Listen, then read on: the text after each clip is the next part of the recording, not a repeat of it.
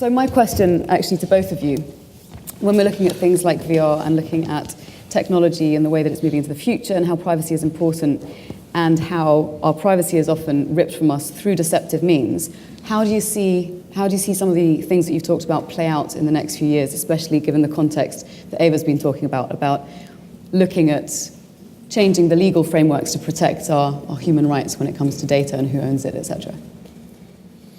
Yeah, I would say you can look at this at two levels. So at one level, which is sort of the ordinary operational, going about your everyday business level, then I think it's going to be a problem because it's be very shark-filled territory to navigate because there's still so much money to be made squeezing the cookie circus model. So Microsoft Research in Cambridge did some work on working out what happens when you dip your little toe on the internet, and they all know it, of course. It's like whether you live in India, China, America, Europe, or the second you go on the internet, of course, the online advertisement auction starts straight away, and there's so much money still to be made by squeezing that there's no incentive for anybody to revert that model. But I'm sort of more hopeful on the more fundamental level, so like DNA samples, and it's like the serious moral issues about companies knowing about us, then I do think that like laws will be passed in most parts of the world because it is recognized as being such a fundamental issue.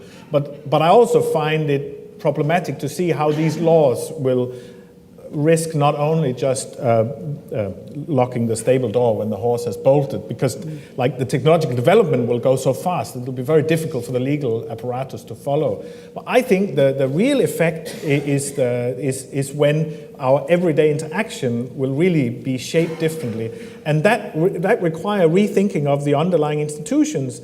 But I think the hopeful person, the optimistic person inside me will also say that young people, I think, are increasingly aware of privacy in the small. Whereas I think it tends to be the older generation, like myself, who think, oh, the NSA and the big things. And they're like the weather. You cannot do anything about those really except raise your voice. But the privacy in the small, the everyday, who knows what data have I got control over, that will impact much more on companies' bottom lines in how they attract people's business. And I think it'll very soon be a competitive advantage, very soon. Interesting. What are your thoughts, Chris? Well, like if you take the OkCupid example, that is a relatively young audience using that service. And they were really upset about this. And OkCupid struggled. I think if you look at their statements during that crisis, they struggled to recognize that. And it's kind of this comes up all the time. Companies are slowly, look at Twitter, slowly starting to understand. And I think that Eva is right to suggest that maybe this is about cultural difference as well. Yes. The OkCupid story was really big in America as well, but I think there were some interesting voices in Europe that were particularly annoyed at this. I think that it's about recognizing that we all have different expectations, like you said. There's a spectrum of expectation on privacy. Yeah. Okay, so let's open the floor. If you could kindly wait until someone passes you a microphone so we can catch this on audio, that would be great. Is there any question that's burning to be asked? You've got two amazing speakers up here, don't let them down. Okay, one right at the back. Yes, you, sir. If you can just wait for the microphone.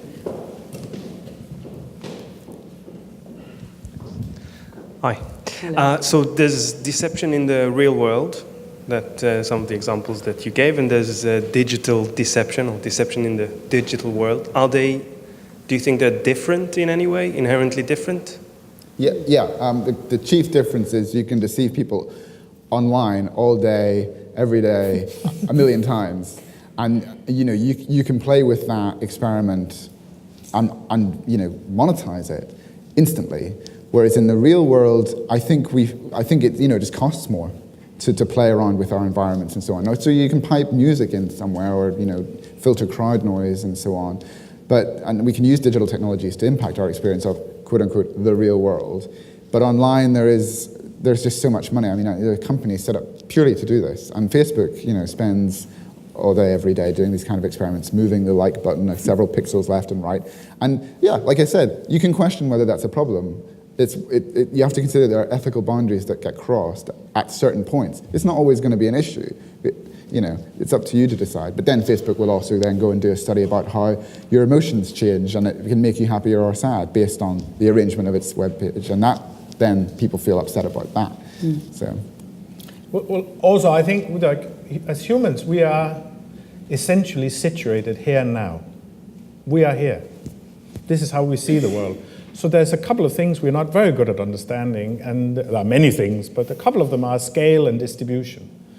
So if you've seen the excellent Spike Jonze movie, Her, it shows this when the poor guy, Phoenix guy, he works out that she has like 220 people she's talking to in parallel. So this idea of scale, that when you marry scale and distribution, you get these phenomena that are just incredibly ravenous and working over the world, and that's the point. So in the old world, the impetus or the economic impetus was on the sender of the information. Now it's been moved to the receiver. It costs nothing to spam, except it does, but at the receiving end. And that dynamics. It's not only a Honecker in East Germany who got surprised that suddenly everybody rose against him. Now it's on the internet, and I think companies are struggling trying to work out when all their customers gang up against them. And that's why things can happen very quickly, but it needs that impetus. Any other questions? Yes, Eva. Let's just give you a mic first. Thanks. Thank you very much for great, fantastic presentations. Just to pick up from your notion of VRM and TRM, which I think is fantastic, and so there are tools emerging that will make it a bit easier. But one thing it's worth looking into the future, when the companies gather a lot of data, it's usually because they're trying to sell you the product that you definitely don't need, yes, or it's harmful to you. Yes. So if you look at Wonga gathering 70 points of data to sell you credit that you shouldn't be taking, yeah, or Domestic General that's trying to sell you third or fourth application of insurance on your toaster that you, yes, definitely don't work.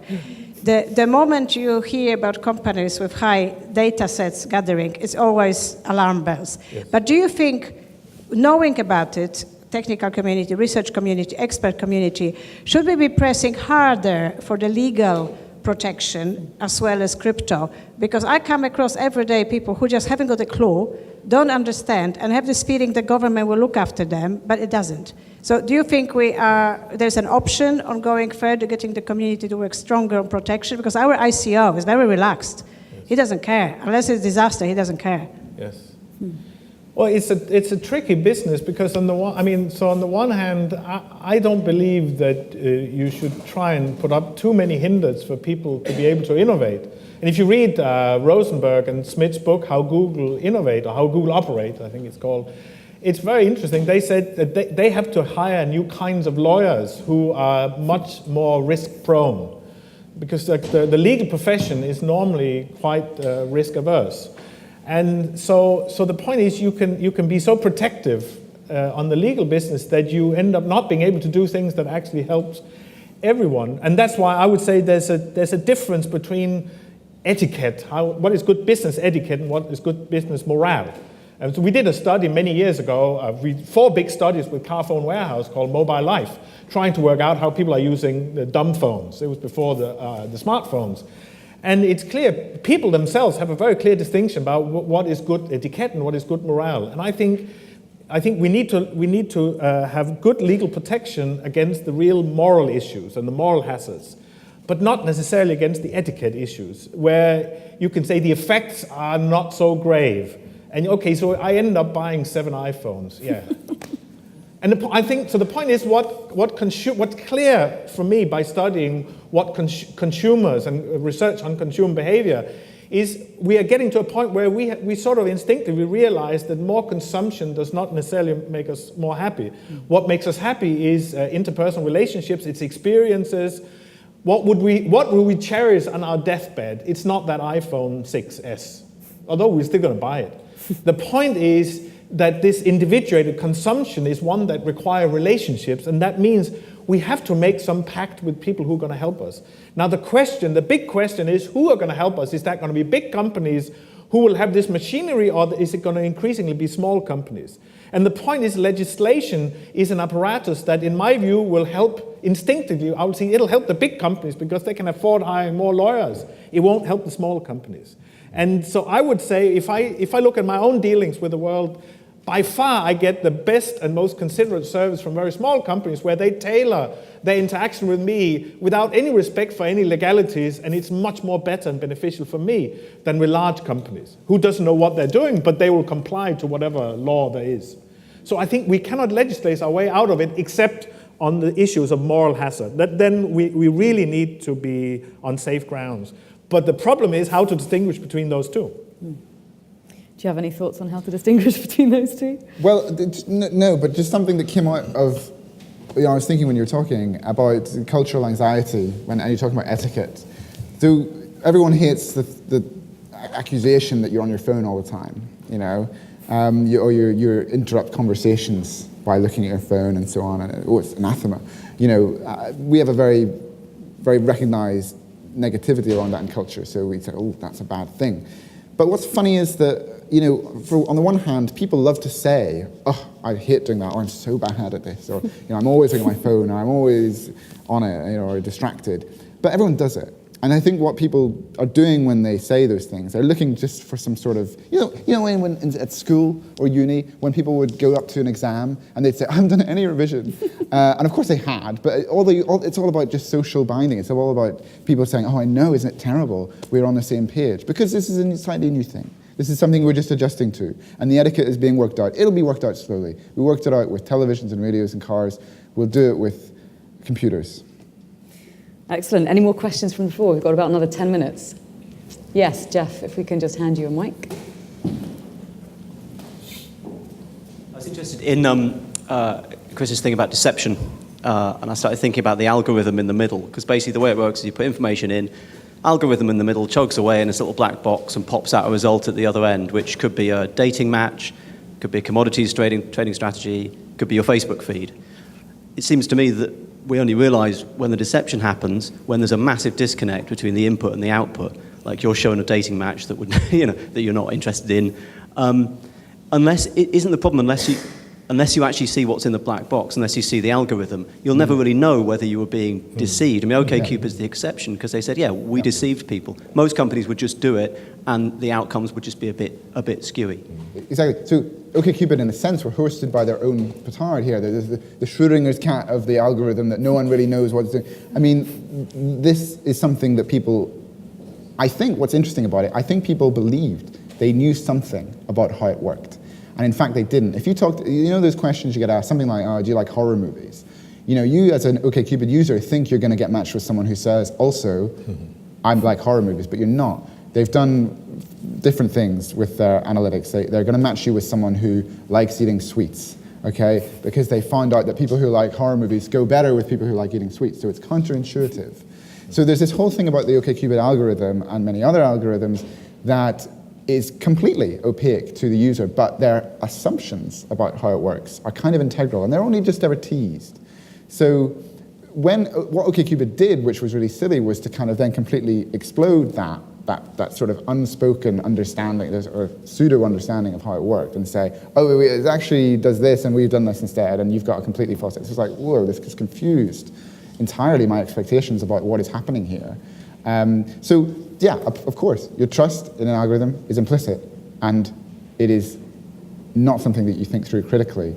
And I think companies are very much aware of that in terms of how it benefits them, but they are less aware of it in terms of how overturning that would not benefit their users.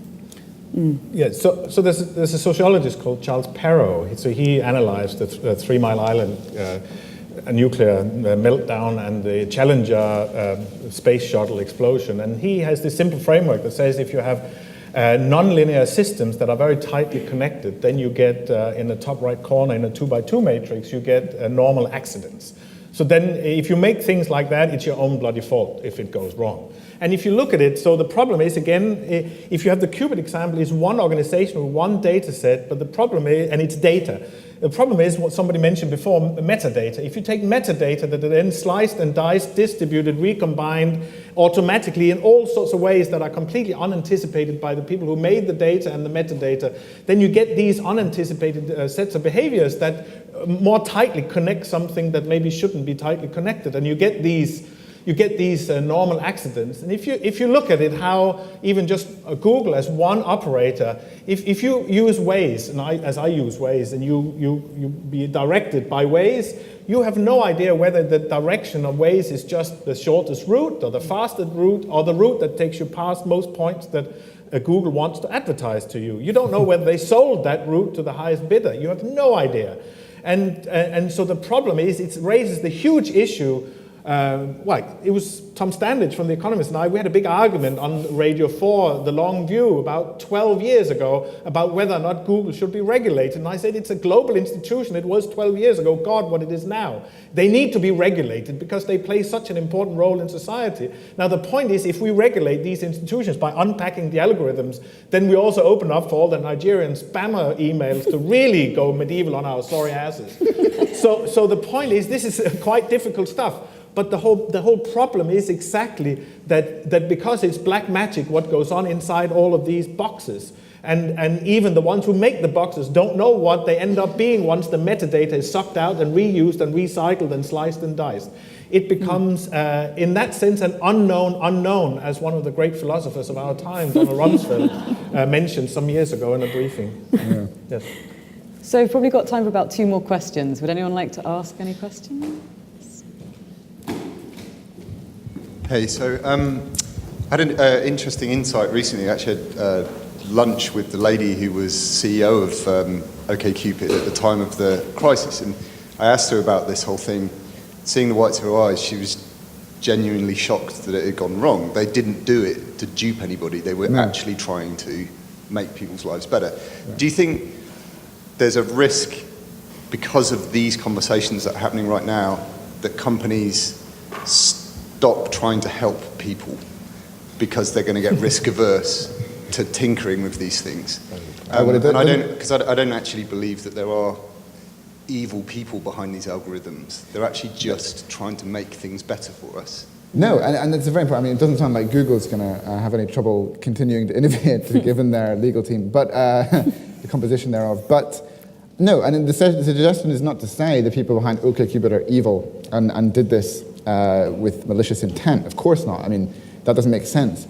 But what's important to recognize is that there is a certain level of unknowns in terms of how changes like re-editing that match score will actually impact people or their perceptions of the network. Now, that's something that's very easily understood as soon as it happens and backfires. But it's kind of something that no one had ever really tried before, and they thought would just be better. So again, this is the comment I got from the spokesperson I interviewed. He said, we really thought, thousands more people were going to go on dates, thousands more people were going to maybe get into relationships because of this, and ultimately that's better. And it's funny because, people often talk about so-and-so with the best intentions, but having, this misfired activity or something that just doesn't really connect with other people's impressions of how it should be done. And at the end of the day, if you think about everything from politics to companies to your own relationships, having the best intentions is not enough. You have to also understand how those will be carried out in the world and how they will be understood by people. I think also I really want to jump in there as well. It's about expectations and betrayals of trust. So if you believe that an intent will be executed in a particular way and you know that you're going to get a high match score and go with someone else who does that, there's a huge disconnect between sort of the ends and the means. So you're looking at a process. People have bought into that as your USP, and that's why they've chosen to trust your brand, to say, right, well, this is what I'm getting. I'm being put through a specific process that I'm going to trust to get me a good match. In that sense, it's the means, and then eventually the ends hopefully will work for themselves. But when you disrupt it at that level, you're kind of undermining your entire USP as a business. And I think I'm really surprised that they didn't see that someone didn't kind of go, hang on, what are we promising? Is this what we promised? No, well, okay, well, let's reframe it and say, if you want to be part of our really exciting experiment, we're going to try something really unusual. Sign up here. And you can reframe it, and suddenly you've got research participants who are eager, who are going to give you extra buzz, extra PR hype. You get to do your research, but it has to be opt-in. And then charge more. And then charge more. You make a VIP service. And then have like Google, they have a I feel lucky button since day one. Since before it's called Google. It's like, I feel lucky. You can have a like. So this is a very simple design problem to solve. It's very strange. Yes. And it is a business opportunity. I think it's a really good point. Yeah. You know, you don't just have to you don't just have to objectify everyone and then sort of hope that they'll be okay with your experiments. You could turn your experimenting into a business. Yes. And that's why Humanising the Web is actually potentially very profitable. Yeah. If you can align yourself with people's goals and values and what their expectations are, and you do your research well and you invest in that initially, the outcome can be extraordinarily good for everyone involved, including financially. How are we doing for time? I don't know. It's 20 past 12. 20 past 12. Is there any final burning question that needs to be asked, or should we move on to the next speaker? No more burning question? One more burning question. All right, go ahead, Eva. Can we have a microphone, please? Hi, just want to round up. When we talk about the opportunities for business, it always strikes me that we underestimate how big impact on risks to privacy are on women and children. You know, I've got 3 little ones, and I'm shitting myself most of the time because it's every day there is another bloody app that does something really weird, but it adds up to my risks. So with all the best will in the world, even if you know everything, it's really a challenge. But it also has got to be a massive business opportunity. And you know, I have tried a number of different apps, which I pay for this, I pay for that. But, you know, I'm refusing to snoop on my children. So I refuse to do it in a way that will just set them in the wrong way on the whole track of trust and dialogue.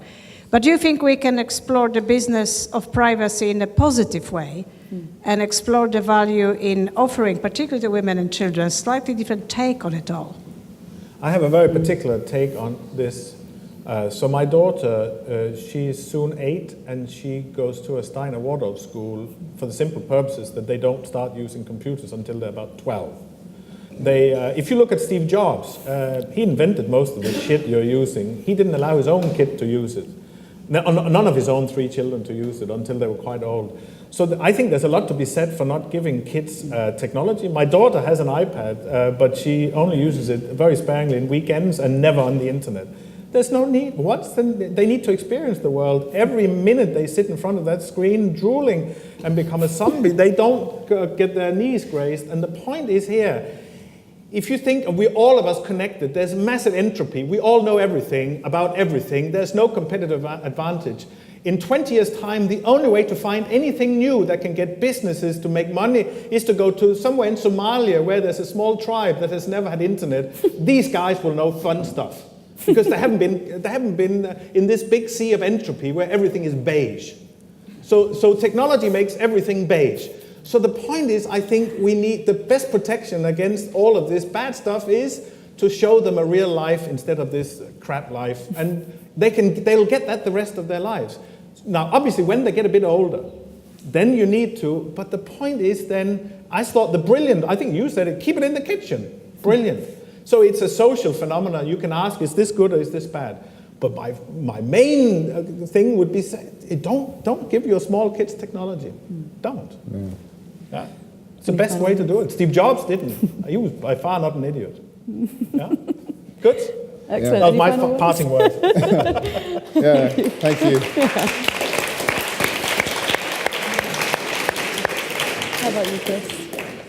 Any final words? Final words, well, I'm a long way from having children, so I haven't thought about it as much as some people in the room, but I do remember growing up at a time when the internet was becoming more popular and it was something that people started to have in their homes. And we always had the computer actually in a public room in the house. It was not in the kitchen, but in the room next to it. And it did help the sense of, you know, well, this is something that I need to learn how to use in a proper way. And, you know, people knew what I was looking at, so I didn't feel like I could just go and look at any old crazy stuff, you know.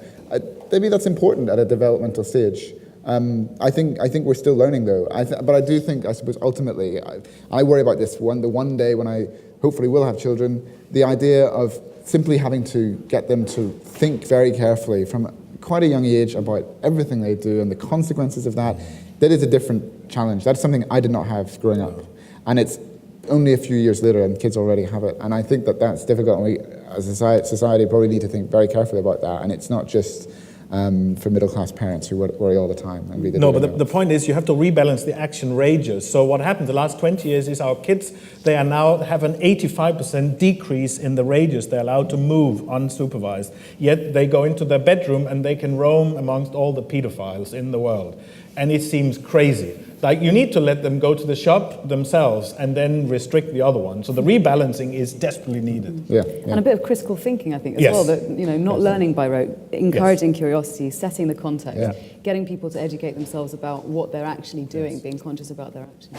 Final thing, number one thing, get your kids to learn how to code, because then they understand a little bit more about how this stuff works. That's what I did, and that's why I'm doing what I'm doing today. So I can only say it's been very helpful. So they can be slave coders in the 21st century coal mines.